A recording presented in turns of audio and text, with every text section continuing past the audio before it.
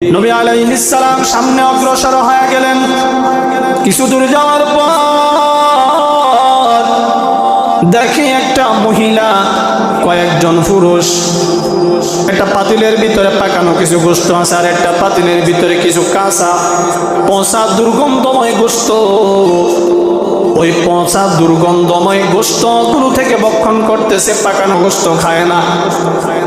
কি ব্যাপার ভাই জিবরাইল, বলো এই মহিলাগুলোকে, এই পুরুষগুলোকে?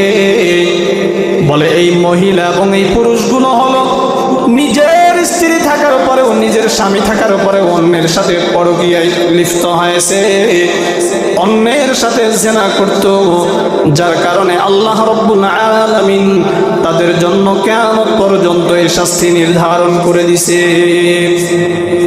ও মা, ভালো করে শুনো, স্বামী বিদেশের জমিনে গেছে তোমার উপার্জন তোমাকে চালানোর জন্য, সুন্দরভাবে সংসারের খরচ বহন করার জন্য, তোমার জন্য মাথার ঘাম পায়ে ফেলে তোমার জন্য ইনকাম করতেছে। কিন্তু মহিলারা কি করে? অন্য পুরুষের সাথে পরকীয়ায় লিপ্ত হয়ে যায়। অন্য পুরুষের সাথে পরকীয়ায় লিপ্ত হইয়া নিজের সংসার তো যায়, কিন্তু মরার পরে এমন শাস্তি আল্লাহ রাব্বুল আলামিন কিয়ামত পর্যন্ত তোমার জন্য নির্ধারণ করবেন। অন্য পুরুষের দিকে তাকানোর পূর্বে, অন্য পুরুষের সাথে কথা বলার পূর্বে একটু চিন্তা কর, আল্লাহ রাব্বুল আলামিন আমার জন্য কি শাস্তি নির্ধারণ করেছেন। কিয়ামত পর্যন্ত আল্লাহ রাব্বুল আলামিন কবরের ভিতরে তোমার পচা দুর্গন্ধময় গোশত খাওয়াইতে থাকবেন। নবী আলাইহিস সালাম সামনে অগ্রসর হয়ে গেলেন। দেখে বিশাল একটা চুলা দেখা যায়, চুলার ভিতরে জাহান্নামের আগুন ধাউ ধাউ করে জ্বলতেছেন, ধাউ ধাউ করে আগুন জ্বলতেছেন। জাহান্নামের আগুনের এমন তাপ,